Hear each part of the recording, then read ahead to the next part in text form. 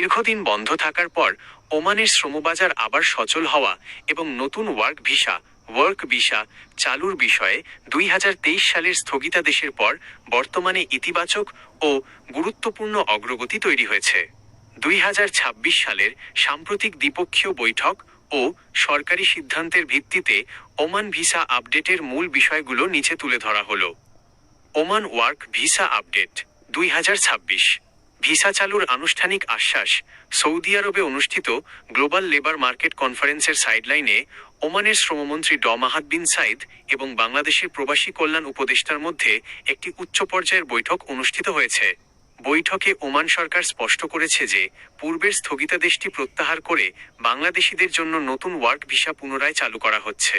স্থগিতকরণের আসল কারণ ওমান সরকারের পক্ষ থেকে জানানো হয়, 2023 সালে অদক্ষ ও আধাদক্ষ কর্মীদের ভিসা সাময়িকভাবে বন্ধ করা হয়েছিল, মূলত ওমানে অবস্থানরত নথিপত্রহীন বা অনিয়মিত প্রবাসী কর্মীদের কোনো জরিমানা ছাড়া বৈধ রেগুলারাইজ করার সুযোগ দেওয়ার জন্য।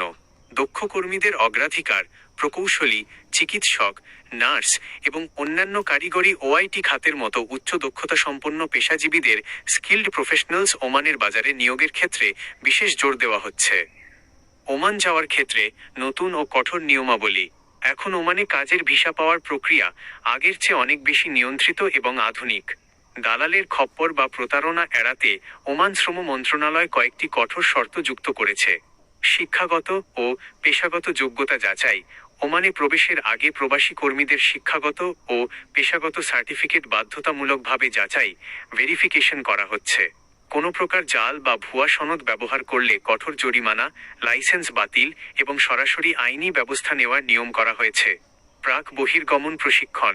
বাংলাদেশ সরকারের পক্ষ থেকে ওমানগামী কর্মীদের জন্য যাওয়ার আগেই সংশ্লিষ্ট দেশের ভাষা, সংস্কৃতি এবং বেসিক আইনকানুনের ওপর ট্রেনিংয়ের ব্যবস্থা জোরদার করা হচ্ছে।